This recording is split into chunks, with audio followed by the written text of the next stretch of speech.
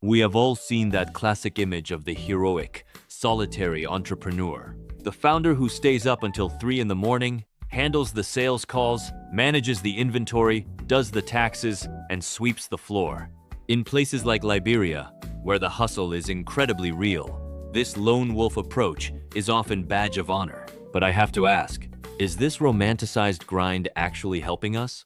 Or is it secretly keeping our businesses small? It is absolutely keeping them small. We have bought into this dangerous myth that asking for support or outsourcing tasks means you are somehow failing or incapable. But if you look at the actual math of running a business completely alone, it simply does not add up. You are the chief executive, the accountant, the customer service representative, and the delivery person. Eventually, you hit a hard limit. We call it the soloist's ceiling. Your business can only grow as large as your personal energy reserves and the hours in a day permit. That is not a sustainable enterprise. It is just a very stressful job that you cannot leave. Exactly. And trying to break through that ceiling by just working harder is exhausting. You end up in this endless loop of chasing down customers, sending cold emails that go unanswered, and posting on social media hoping someone, anyone, notices your hard work. And when founders find themselves stuck in this cycle, they almost always point to the same culprit. They say, if I just had more capital, everything would be different. But is money really the magic bullet here? Rarely. If you look closely at the mechanics of a business that has plateaued, throwing money at it does not fix the underlying structural flaws. The real bottlenecks are usually a complete lack of market visibility and isolation from meaningful networks. Think about it this way. If customers cannot find you, or if they do not trust you, capital gets trapped long before it ever reaches your bottom line. Meanwhile, the clock is ticking. Every week you spend trying to do it all alone, without building systems or expanding your network, you are essentially giving a head start to competitors who are actively forming those connections. So working harder is actually a flawed strategy. We need to change the actual structure of how we operate. But how do the fastest growing companies do it differently? What is their secret? They do not sit around waiting for the market to discover them. Instead, they build an ecosystem. They create an interconnected web of relationships and partnerships long before they face a crisis. And that is precisely the philosophy behind the umbrella management group Partnership Hub. They are building a collaborative network for Liberian entrepreneurs where businesses do not have to operate in isolation. When you integrate your business into this hub, you are not just putting your name on a list. You get immediate visibility through verified profiles and trusted peer recommendations. That is an important distinction.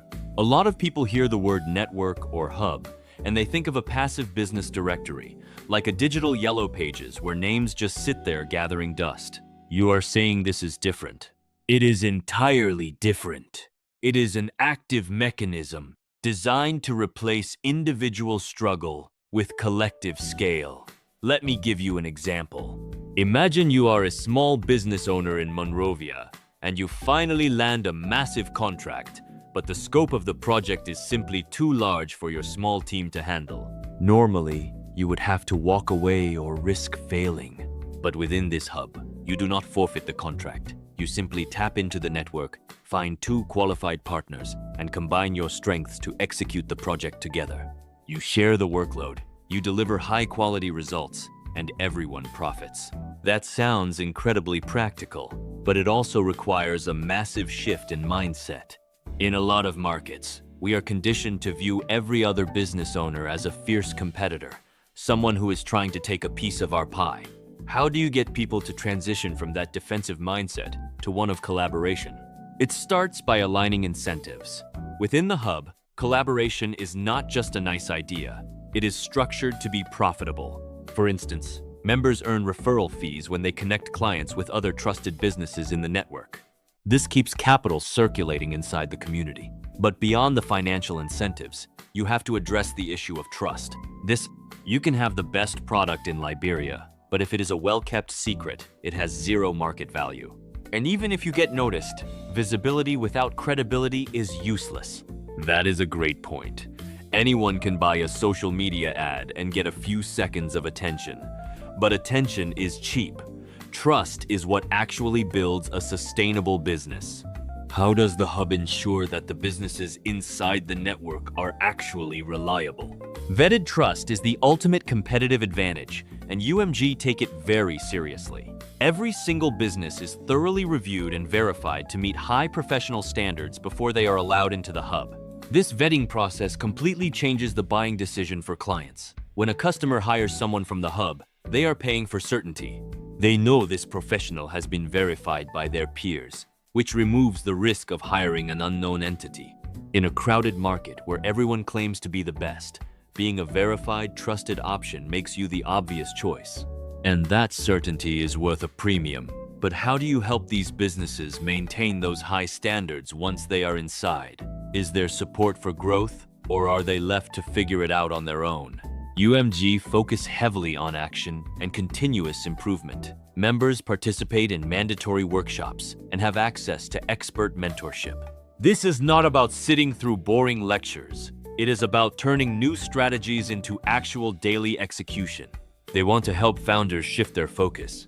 If you look at the gap between a business that stays small and one that scales, it comes down to planning. An average business is entirely reactive, asking how to make money this month. A scaling business is intentional, asking how to create structural value this year. I love that distinction.